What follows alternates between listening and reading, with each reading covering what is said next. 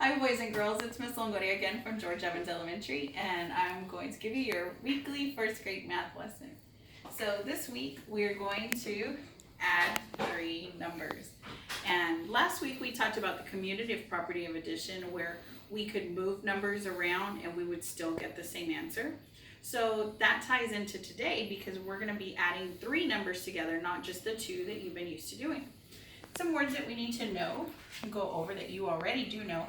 Add, if I add, I join together. I put things together. An add-in would be a number that's in an addition problem. It also has that word add in there. That's how I know that it goes along with an addition problem. And then I have the word sum, which is the answer to an addition problem. So everything we're going to talk about today goes along with the property of addition.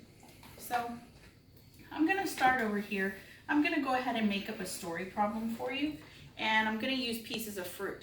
So if I have, for example, 5 oranges, 1, 2, 3, 4, 5, and I have 4 limes, 1, 2, 3, 4, and then I go ahead and I get some grapes. I'm going to go ahead and get 2 grapes, and I have, let's say it's like a bowl of fruit.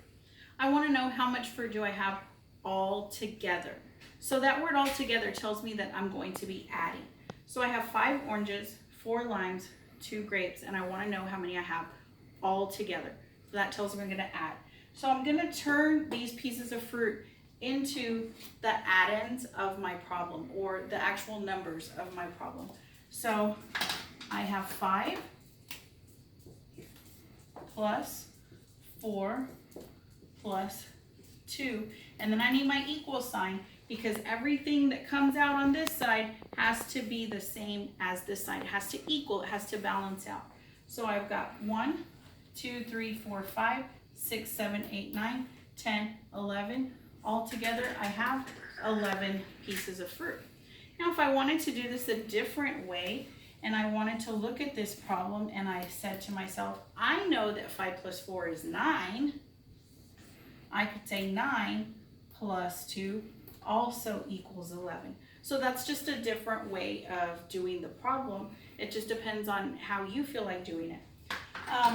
Moms and dads, grandmas and grandpas, I encourage you to use the things that you have at home. Make some simple story problems for your kids. I took some things out of my pantry here because I wanted to use them for a story problem. I guess you could tell what I was going to make for dinner. But if I have 4 boxes of fideo, 2 cans of beans, and 3 cans of tomato sauce, how many things do I need all together to make dinner tonight? So let's turn that into an actual problem that I can solve. So I take my 4 boxes of fideo plus my 2 cans of beans plus my 3 cans of tomato sauce, and I'm going to add it together. So what I do in my class, what I tell my boys and girls in my first grade class, is I tell them if they want to draw dots above each add-in, then that's okay. So we go 1, 2, 3, 4, 1, 2, 1, 2, 3. And then they can count them all together. They can go 1, 2, 3, 4, 5, 6, 7, 8, 9. And then they come up with the answer of 9. Or they can do 4 plus 2 is 6, plus 3 more also equals 9. So just kind of get creative with it. You do have 2 pages to turn in this week, 443 and 444. So you'll be practicing adding the 3 numbers together, and I hope you have fun with it. I hope you're staying safe at home. We miss you, boys and girls. Have a good week. Bye-bye.